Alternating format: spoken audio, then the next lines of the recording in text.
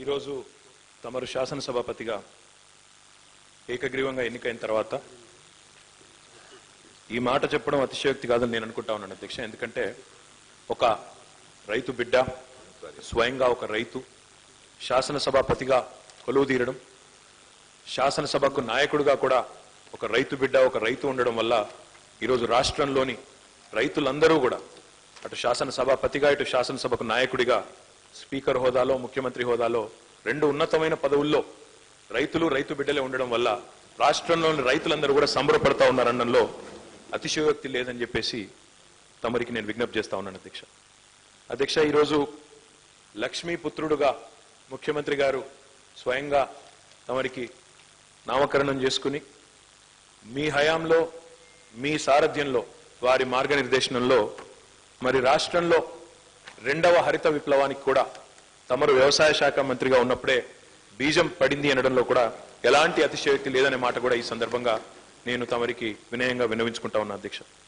17,000 కోట్ల రూపాయల రైతు రుణమాఫీ చేసిన 58 లక్షల మంది రైతులకు ప్రయోజనాన్ని చేకూర్చే రైతు బంధు పథకాన్ని ప్రవేశపెట్టిన 38 లక్షల రైతులకు రైతు బీమా పథకం ద్వారా ఒక భరోసాను కల్పించిన 24 గంటల కరెంటు ఇచ్చి రాష్ట్రంలోని రైతులందరికీ కూడా వారి కుటుంబాల్లో సంతోషాన్ని నింపిన 4,200 పైచిలుకు అగ్రికల్చర్ ఎక్స్టెన్షన్ ఆఫీసర్ల నియామకాన్ని తమరి సారథ్యంలోనే జరిపి వ్యవసాయ శాస్త్రవేత్తలకు ఊతమిచ్చే విధంగా, వ్యవసాయంలో కూడా పరిశోధనలకు ఊతమిచ్చే విధంగా కొత్త పుంతలు తొక్కించిన ఇవన్నీ కూడా చరిత్రలో చిరస్థాయిగా తమరి హయాంలో జరిగిన కార్యక్రమాలుగా నిలిచిపోయే పథకాలనే మాటను కూడా ఈ సందర్భంగా నేను విజ్ఞప్తి చేస్తా ఉన్నాను అధ్యక్ష. తమరితో సన్నిహితంగా పనిచేసే అదృష్టం కూడా మాకు ఇక్కడ కూర్చున్న చాలా మంది మిత్రులకు కలిగిన విషయం కూడా తమకు తెలిసిందే అధ్యక్ష. తమరు బాన్స్వాడలో ఉప ఎన్నిక సందర్భంగా గౌరవ ముఖ్యమంత్రి గారి ఆదేశం మేరకు మేమందరం కూడా ఆనాడు మీ గెలుపు కోసం పనిచేసే క్రమంలో బీర్కూర్ మండలంలో నేను కూడా పనిచేసినాను అధ్యక్ష. అప్పట్లో మీరు మీ వయస్సును లెక్క చేయకుండా మీరు ఎంత శ్రమతో, ఎంత సన్నిహితంగా ప్రజలతో సత్సంబంధాలు పెట్టుకుని ఉన్నారో ఆ నియోజకవర్గంలో కల్లారా చూసే అదృష్టం కూడా మాకు కలిగింది అధ్యక్ష. నిజంగా కూడా శాసనసభలో ఇక్కడ మేము కూర్చున్న ప్రతి ఒక్కరం కూడా, మీతో పనిచేసిన ప్రతి ఒక్కరం, సహచరులుగా పనిచేసిన ప్రతి ఒక్కరం కూడా మేము చాలా విషయాలు నేర్చుకున్నాం అధ్యక్ష. ప్రతి శాసనసభ సమావేశంలో తమరు ఒక నోట్బుక్ పెట్టుకునేది.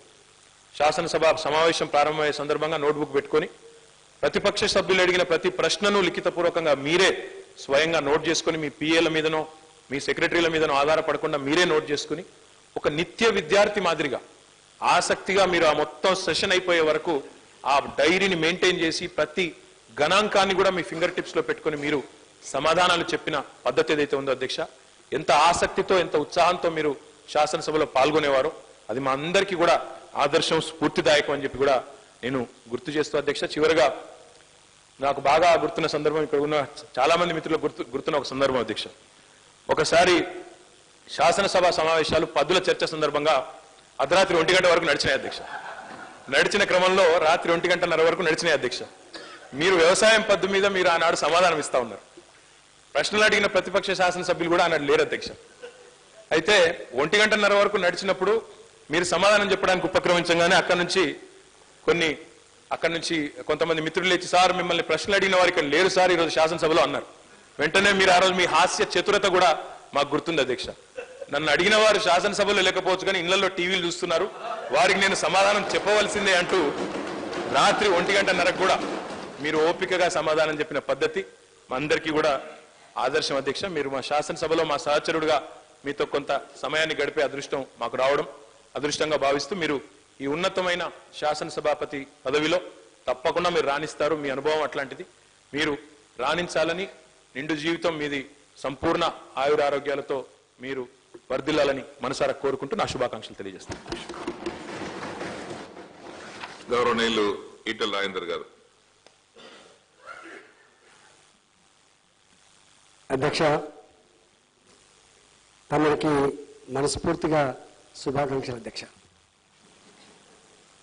మీ మొట్టమొదటి పరిచయం నల్లకుంటలో జరిగింది అధ్యక్ష. అప్పుడు నేను పోల్ట్రీ ఫార్మర్గా ఉన్నప్పుడు మీ పక్కకే మా మిత్రుడు రంజిత్ రెడ్డి గారు కిరాయికి ఉన్నప్పుడు అక్కడికి వచ్చారు అధ్యక్ష. పోచారం శ్రీనివాసరెడ్డి గారిని పోటీ చూసినప్పుడు వీరితో పరిచయం పెంచుకోవాలని చెప్పి ఆరాటపడ్డా అధ్యక్ష. అట్లా మొదలైనటువంటి పరిచయం తెలంగాణ ఉద్యమం కోసం రాజీనామా చేసి మళ్ళీ ప్రజల తీర్పు కోసం పోయినప్పుడు గౌరవనీయులు కేటీ రామారావు గారు చెప్పినట్టుగా నేను కూడా మీ బై ఎలక్షన్లో అక్కడ పనిచేసినప్పుడు మీ కమిట్మెంట్ ఏంటో, మీ పని విధానం ఏందో, ప్రజలతో మీరు పనివేసుకున్న బంధం ఏందో అప్పుడు అర్థమైంది అధ్యక్ష. మాలాంటి వాళ్ళం తెలంగాణ ఉద్యమ పుణ్యమాన్ని గెలవచ్చు, కానీ మీరు ఎంత గొప్పగా ప్రజల జీవితాలతో పెనవేసుకున్నారో అర్థమై దాన్ని మేము స్ఫూర్తిగా తీసుకున్నాం అధ్యక్ష.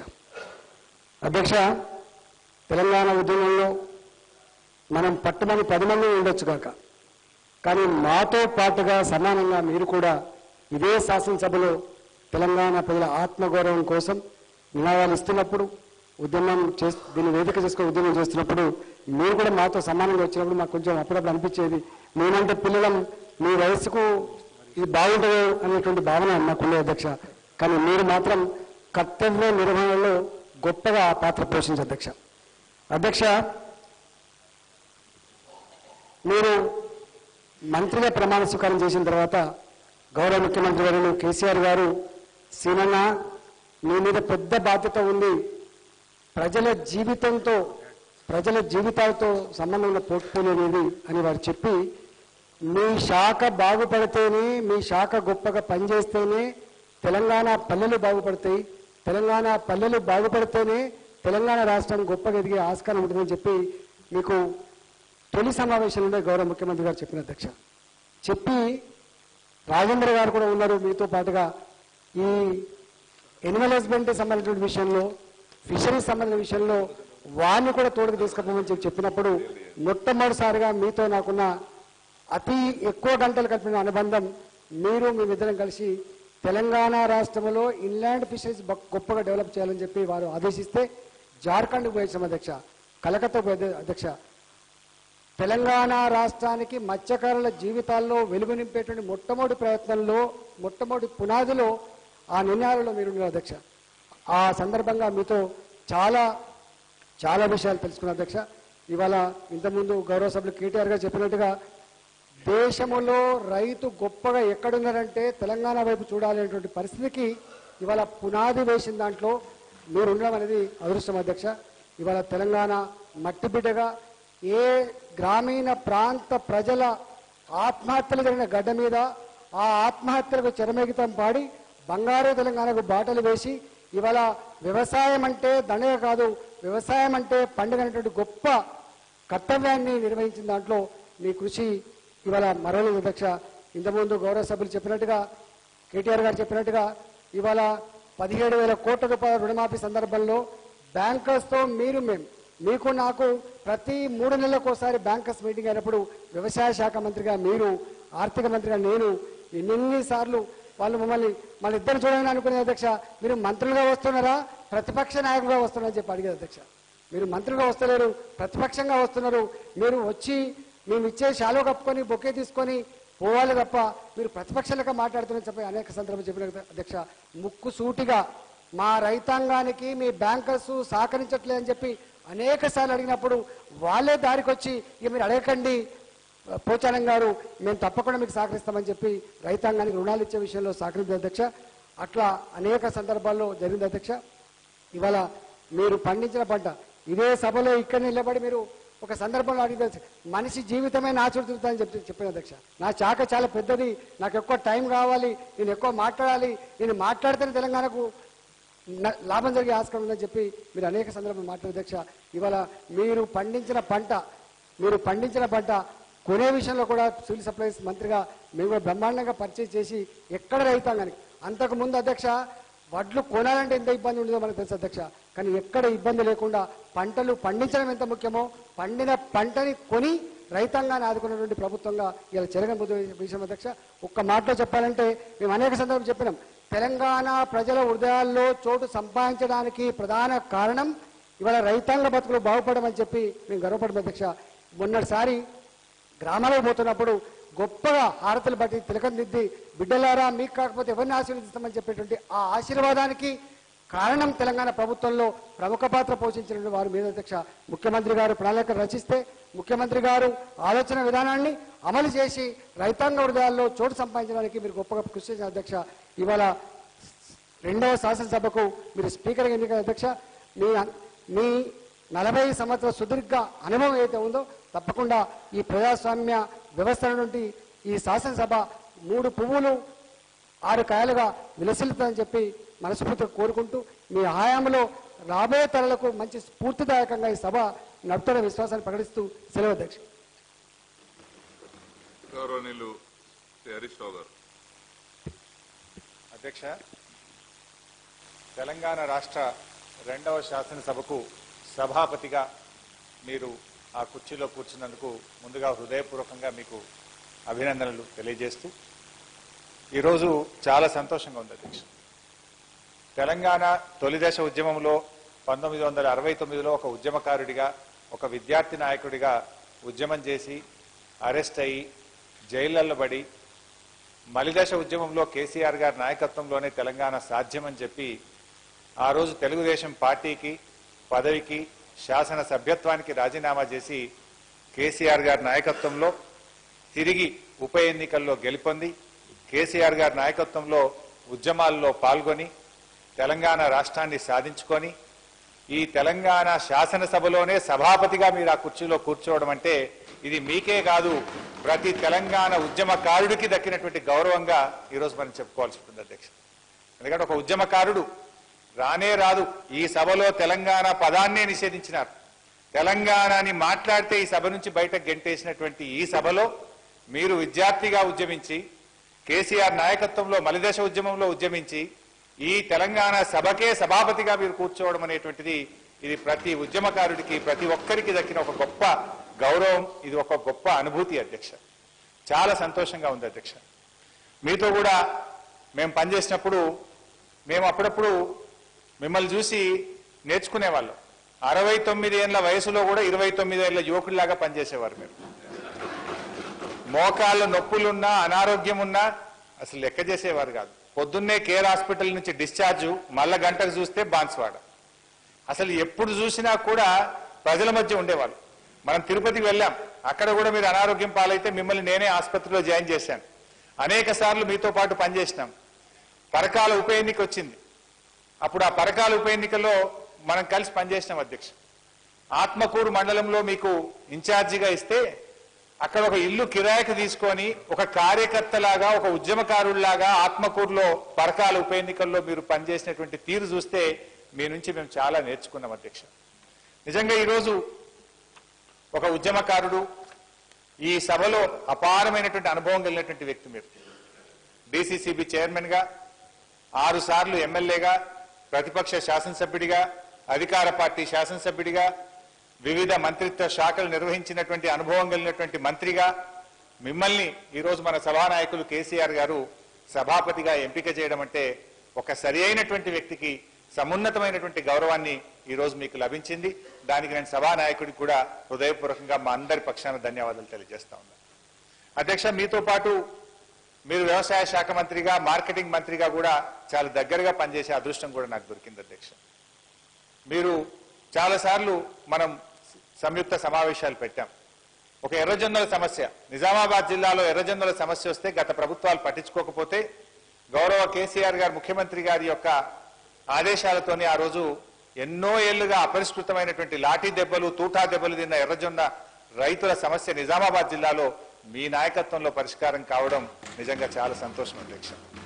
అలా చెప్పుకుంటూ పోతే సోయాబీన్ రైతుల కోసం కానీ ఇలా ప్రతి పంటకు కూడా మద్దతు ధర లభించడం, ఒక నిజంగా ముఖ్యమంత్రి గారు మిమ్మల్ని లక్ష్మీపుత్రుడని మీకు ఎట్లయితే నామకరణం చేసినారో మీ నాయకత్వంలో తెలంగాణ రైతాంగానికి గడిచిన 4.5 ఏళ్లు ఒక స్వర్ణయుగం, ఒక గొప్ప విప్లవాత్మకమైనటువంటి మార్పును మనం తీసుకురాగలిగాం. మీ పనితీరు ముఖ్యమంత్రి గారి నిర్ణయాలతోని స్వామినాథన్ లాంటి వ్యవసాయ రంగ నిపుణుడే ఈ రాష్ట్రంలో మన ముఖ్యమంత్రి గారికి అవార్డు ఇచ్చి మన పనితీరును వ్యవసాయ శాఖ పనితీరును రైతాంగానికి ప్రభుత్వం చేస్తున్నటువంటి మేలును ఈరోజు ప్రముఖ నిపుణుడు స్వామినాథన్ లాంటి వ్యక్తి కూడా ఈరోజు గుర్తించారంటే దాని వెనుక మీ కృషి ఉంది. మీరెప్పుడు కూడా మీ ఆరోగ్యాన్ని లెక్క చేసేవారు కాదు. మీ బాధ్యత కర్తవ్య నిర్వహణ కోసం మీరు కష్టపడి పనిచేసేవారు. మీ వయసు కావచ్చు, మీ మోకాళ్ళ నొప్పులు కావచ్చు, మీ ఇవన్నీ ఉన్నా కూడా పొద్దున్నే 6 గంటలకే మీ దినచర్య ప్రారంభమయ్యేది. ఎప్పుడన్నా మీతో పాటు కారులో ట్రావెల్ చేసినప్పుడు ఫోన్లు వస్తుంటే మీ కారే ఒక ఆఫీస్, అందులో మొత్తం వెనక సందుక ఒక ఫైళ్లు కట్టలు ఏది అడిగినా, ఇన్సూరెన్స్ విషయం అడిగినా, రైతు బంద్ అడిగినా, రైతు సమన్వయ సమితులు అడిగినా మీ కారే ఒక కార్యాలయం లాగా ఫింగర్ టిప్స్ మీద ప్రతి సమాచారాన్ని చెప్పి ప్రజలకు సేవ చేసేటువంటి ఒక దృక్పథంతో ముఖ్యమంత్రి గారు ఇచ్చిన ప్రతి నిర్ణయాన్ని అమలు చేయాలని ఒక పట్టుదలతో పనిచేసిన ఒక నిబద్ధత కలిగినటువంటి నాయకులు మీరు. ముఖ్యంగా రైతు సమన్వయ సమితులు ఒక కొత్త విప్లవాత్మకమైన నిర్ణయం తీసుకున్నప్పుడు మీరు, మహమూద్ అలీ గారు గౌరవనీయులు అప్పటి రెవెన్యూ మంత్రిగా, వారు వ్యవసాయ శాఖ మంత్రిగా మీరు రాష్ట్రమంతా 30 జిల్లాలు తిరిగి రైతు సమన్వయ సమితులను మీరు చైతన్యపరిచినటువంటి తీరు, రైతు సమన్వయ సమితుల ఏర్పాటు విషయంలో ఒక గొప్ప నిర్ణయాన్ని అమలు చేసే విషయంలో మీ కృషి చాలా అభినందనీయం అధ్యక్ష. ఇలా చెప్పుకుంటూ పోతే మీ గురించి చాలా చెప్పొచ్చు అధ్యక్ష. నిజాం సాగర్ రైతుల కోసం మీరు పడిన తపన, నేను నీళ్ల మంత్రిగా అప్పట్లో దాని లైనింగ్ విషయంలో గాని, సింగూరు నుంచి నీటి విడుదల విషయంలో గాని, నిజాం సాగర్ ఆధునీకరణ విషయంలో గాని, అంటే ఒక రైతు తన స్వంత పొలానికి నీళ్ల కోసం ఎలా తపన పడతారో నిజాం సాగర్ రైతులతోని, నిజాం సాగర్ ప్రాజెక్టుతోని కూడా మీకు అంత అభినవమైనటువంటి సంబంధం ఉంది. అలా మీరు ప్రతి నిమిషం కూడా తపన పడేవారు మా ప్రాజెక్టు ఆధునీకరణ జరగాలి, కాళేశ్వరంతో నిజాం సాగర్ ప్రాజెక్టును అనుసంధానం చేయాలని ముఖ్యమంత్రి గారిని అనేక సందర్భాల్లో మీరు అడిగి ఒప్పించి మీరు మెప్పించుకున్నటువంటి తీరు ప్రజల పట్ల మీకు ఉండేటువంటి మమకారం, రైతుల పట్ల మీకు ఉండేటువంటి ప్రేమను తెలియజేస్తుంది అధ్యక్ష. ఇలాంటి మీకు ఇంత సమున్నతమైనటువంటి స్థానం, ఒక ఉద్యమకారుడికి ఇంత గొప్ప గౌరవం దక్కడం నిజంగా చాలా చాలా సంతోషంగా ఉంది. మీరు తప్పకుండా ఈ 5 సంవత్సరాలు, వచ్చే 5 సంవత్సరాల పాటు ఈ సభను అత్యంత హుందాగా భారతదేశంలోని మిగతా శాసనసభలకు ఆదర్శవంతమైనటువంటి సభగా, ఎందుకంటే వ్యవసాయ శాఖ మంత్రిగా ఈ దేశానికే ఆదర్శవంతంగా కేసీఆర్ నాయకత్వంలో మీరు పనిచేసిండ్రు. తప్పకుండా సభానాయకుడు ఆధ్వర్యంలో సభాపతిగా ఈ సభ కూడా ఈ దేశంలోని అన్ని శాసనసభలకు అత్యంత ఆదర్శవంతంగా మీరు నడుపుతారనడంలో నాకు ఎలాంటి సందేహం లేదు. మీకు శుభం కలగాలని, ఆ భగవంతుడు మీకు మంచి ఆయురారోగ్యాలు ఇవ్వాలని, ఈ సభను అత్యంత అర్థవంతమైనటువంటి చర్చలతో చాలా చక్కగా మీరు నడుపుతారనేటువంటి సంపూర్ణ